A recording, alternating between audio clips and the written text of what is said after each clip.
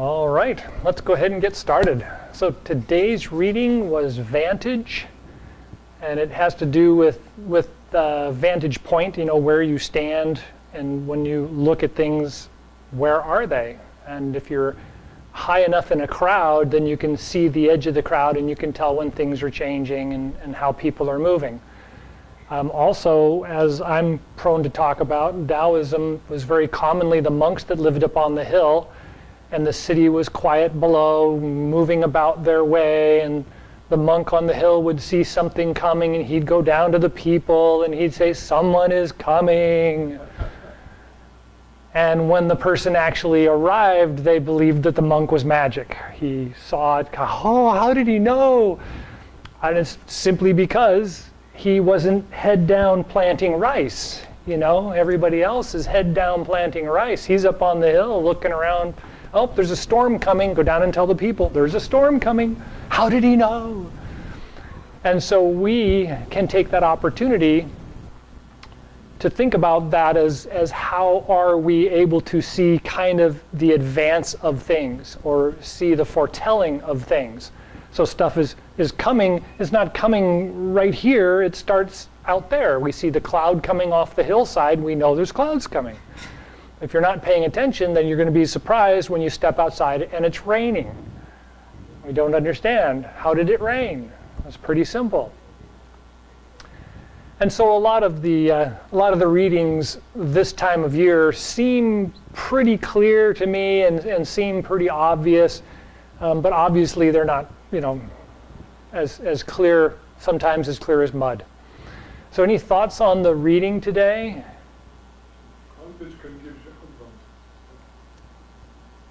Because it's adding, right? It's adding. So vantage gives you an additional over the normal vantage point. So your right, anyway. I also included yesterday's reading. Did anybody take a look at yesterday's reading? So yesterday's reading was yesterday's reading was a lot of fun because it's about kite flying. And I as a child, I loved kite flying. You get the kite, once it was up in the air, you could just sit and watch it and feel it pulling with the wind, and you could tell that the wind was different here than it was there, because I could feel the wind down here, but the kite wasn't tugging, and then the kite would tug, and it was like, well, that's interesting. So the wind is different here than it is there. So it was a lot of fun for me.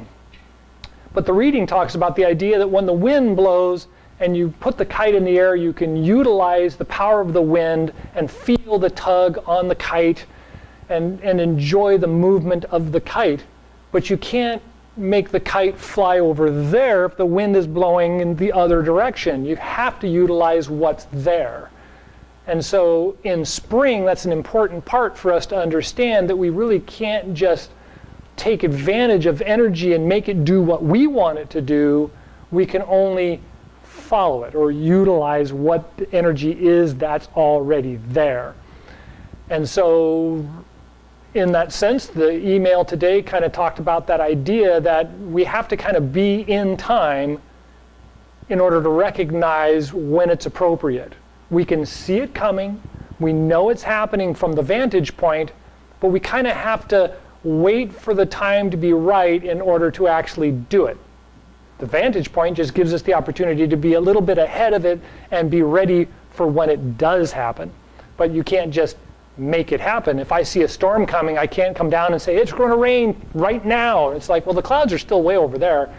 We've still got a half a day before the clouds get here. So you've got to still be in time with things.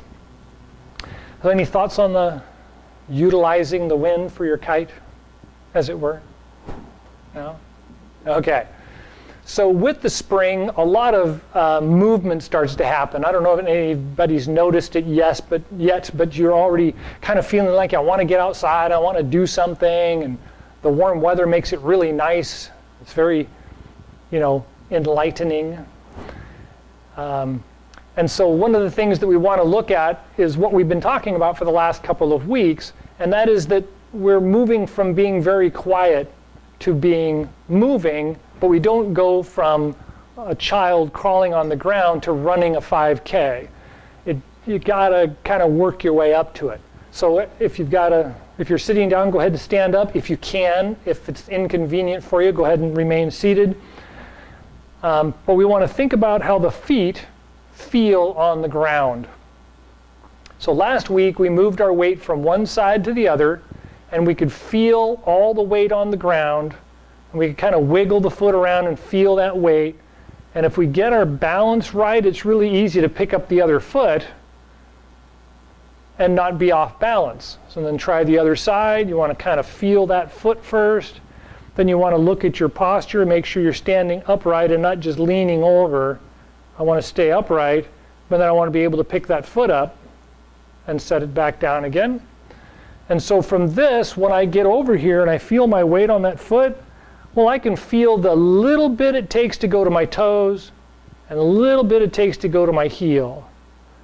So I can go on the inside, the toes, the outside, the heels, inside, toes, outside, heel. And all I need to do really is think about my ankle and just move my ankle just a little bit. I don't have to move my body much at all. So make sure to try the other foot. Put all your weight on that foot. Get your posture. And then think about heel to toe.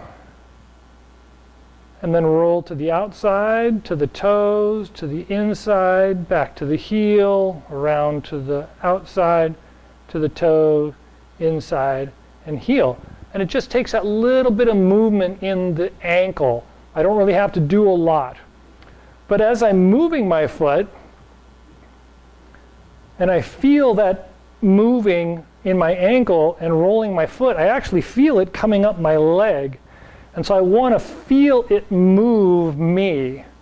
Instead of me moving it, I want it to kind of feed the movement that I feel when I rotate my body. I want it to come from that foot and build up into the movement of the body. Any thoughts on that? Any questions about how that feels or what it's... No? So with that, if I'm standing with both of my feet evenly weighted and I move my body kind of in a circle from foot to foot, front to back and round, with that little exercise we just did, I can really feel it coming from my feet and from my ankles and not so much from my body. I'm not doing this with my body trying to get it to move. I'm actually using the balance and the feet and the ankles to move the body. So far, so good? So if that's coming up my body, then wouldn't that also make my arms move? So if I just hang my arms loosely and I start rolling around, my hands just start kind of going with it. You can feel them just kind of penduluming out there. You know, you're rolling back and forth, front to back. You can kind of get them to sway with you.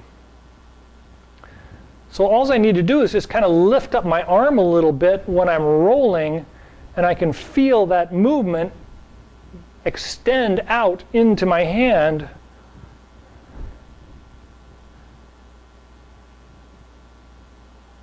So far, so good. So this is the beginning of silk reeling exercises. Everybody remembers some of the silk reeling exercises? I've got a piece of silk in my hand. It's a long ribbon, and if I go like this, it kind of does this. If I go like this, it does this. If I pull it out and whip it back, it actually extends out and pops and then falls down gently.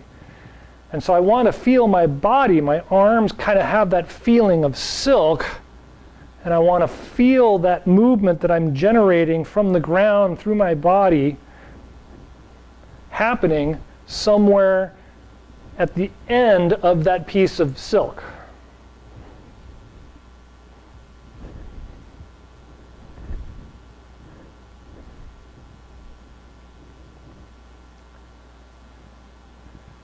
So far, so good? Good. So this leads us to all of the moving Qigong. When we practice the moving Qigong, and I first teach the moving Qigong, it's very mechanical.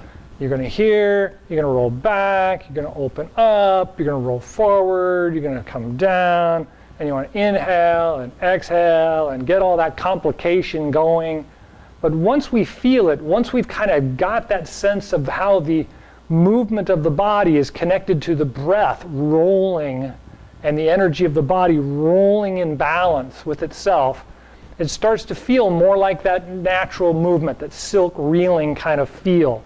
And so let's take the first moving gong. That one's pretty easy. We start with a standing position and the arms kind of bowed out a little bit. And as I roll back with my ankles, I can feel my arms kind of fall behind me. And so I'm going to pull them back and inhale. And as my chest expands, the arms pop open. And as I roll forward, I can feel them just kind of pendulum forward and exhale. And everything kind of sinks down into the center of the move. And then I roll back and inhale. And roll forward, exhale.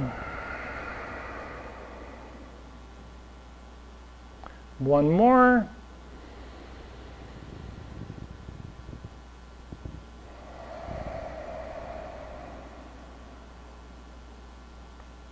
Good.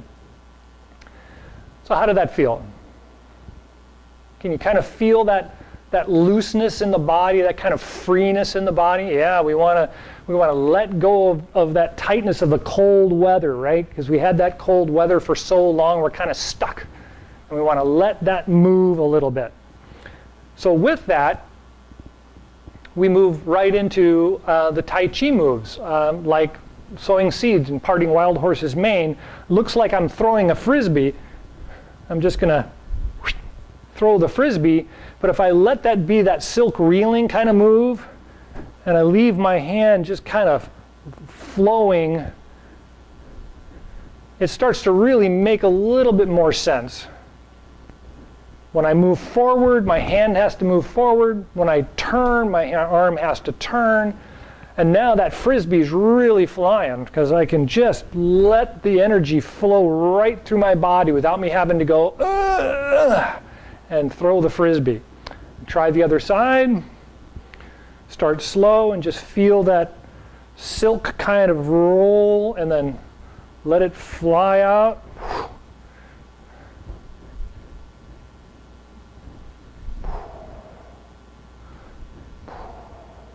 Good. And so how was that?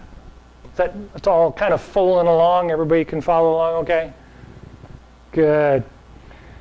So when we do a lot of the Qigong movements, a lot of the moving Qigong is a little bit more clinical, a little bit more practical, like the second moving gong, when it comes up and rolls around and comes back down again, it's a little less silk reeling feel. It's a little bit more guided through the body.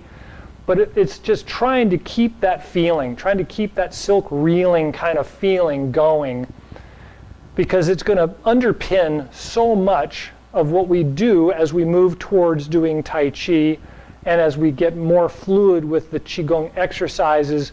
We don't want to be so mechanical about it as much as it seems to be mechanically moved.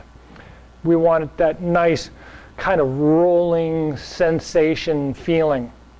So the last one of that we're going to take a look at, of course, is bouncing the chi ball, because that one's so much like silk reeling.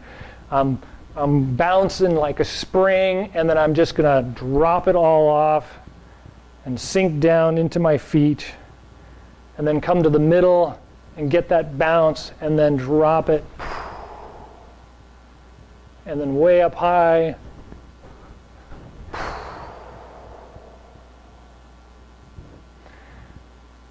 So far, so good?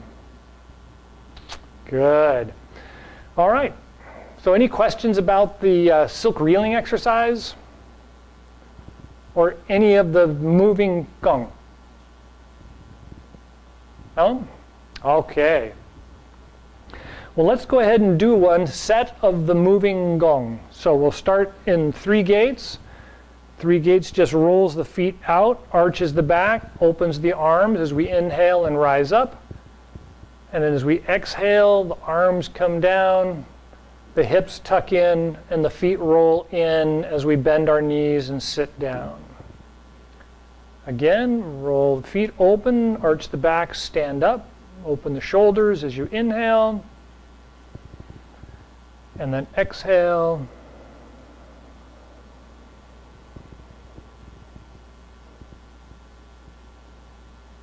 And one more.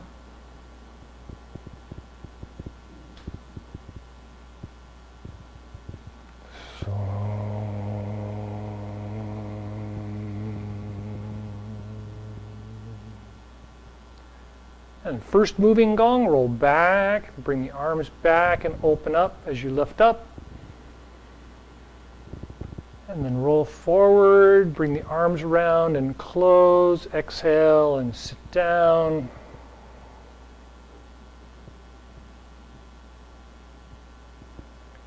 And again.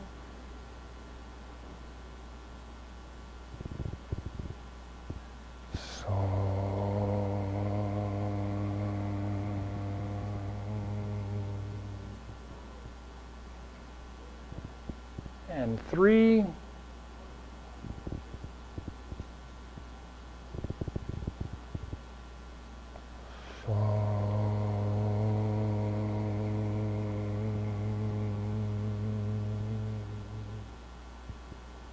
Four.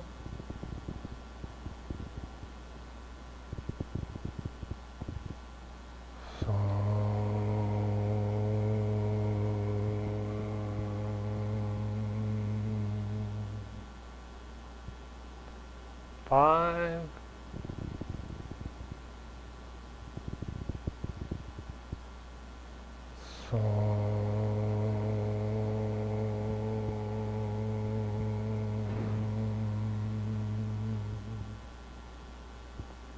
6.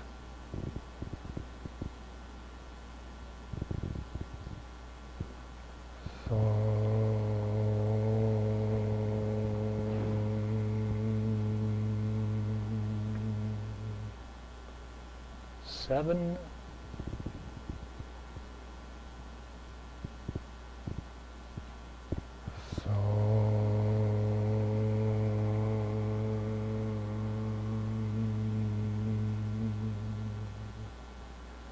8.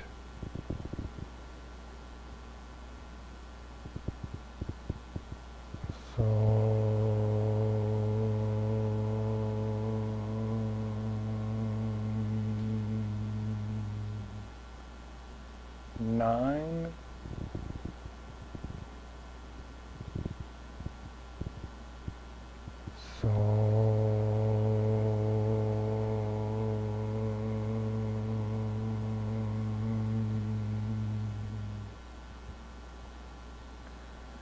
'Then bend the knees, spread the legs just a little bit and turn the feet out. Second moving gong. Lift up and out. 1. Open the feet, arch the back, exhale.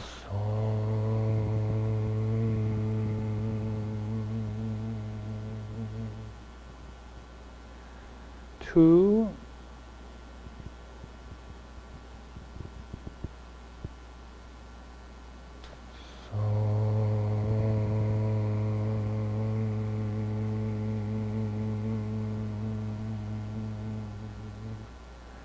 3.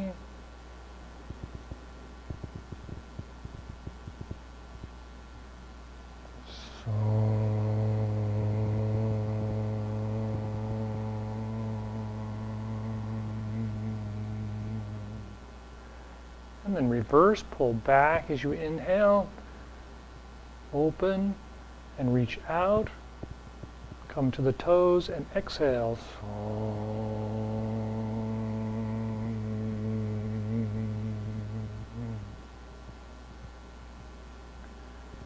2. 3.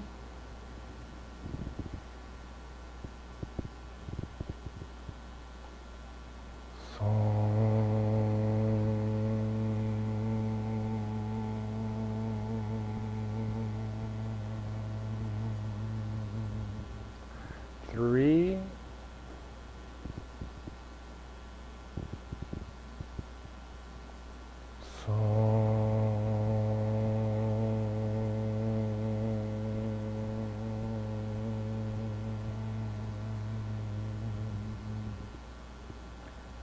and return to the standing position.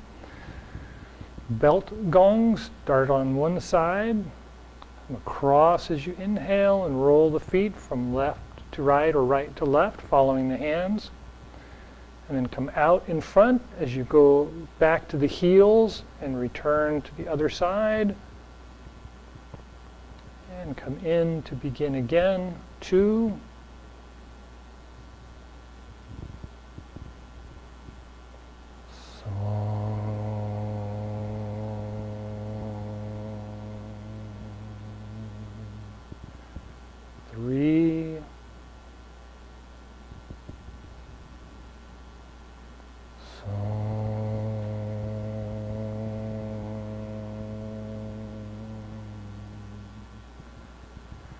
And then move the hands to the other side. The feet follow. 1.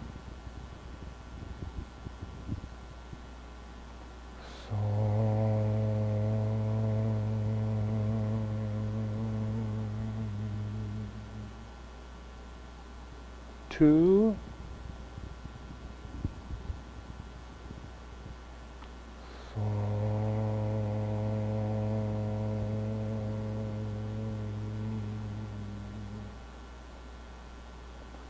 3.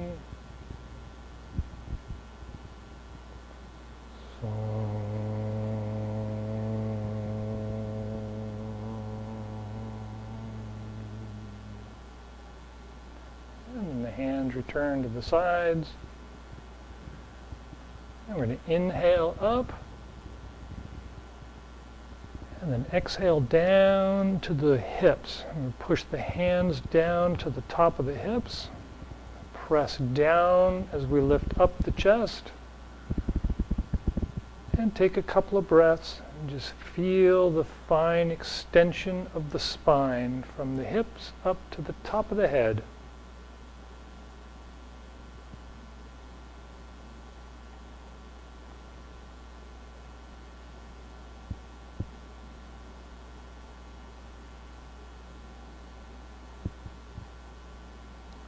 And then let the hands come down and back up, out towards the front. Bring the palms together.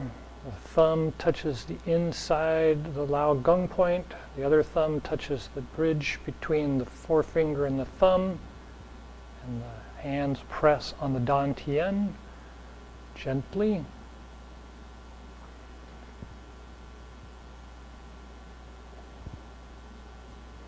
Imagine you're on a timeline. The past stretches out behind, the future stretches out ahead, passes through the palms of the hands, the dantian and the mingmen.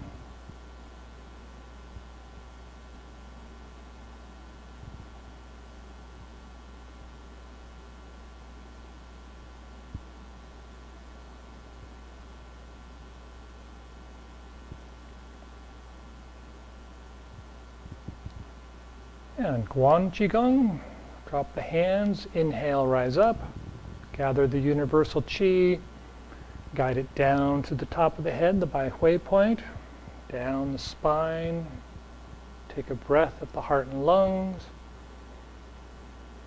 and guide the energy down the spine to the dantian and mingmen, take a breath there, and then down the legs, the bubbling spring points on the bottoms of the feet. Take a breath there.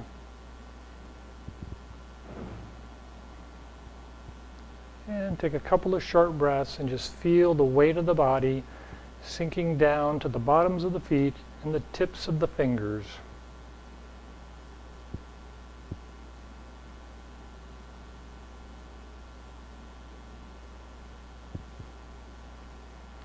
And again, palms out. Inhale, rise up.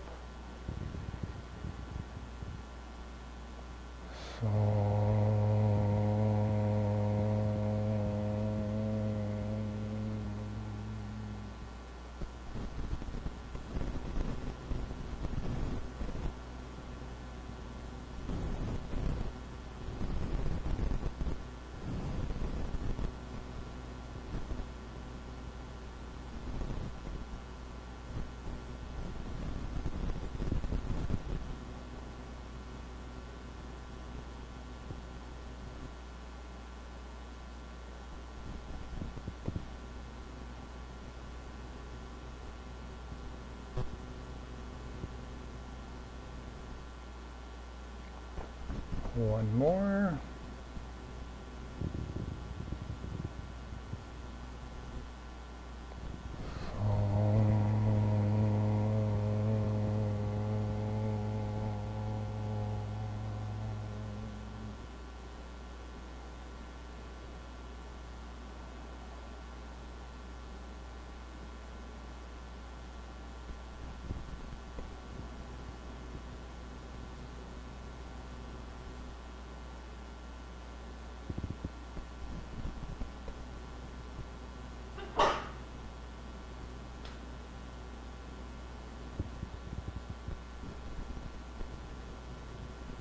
And the hands return to the Dantian.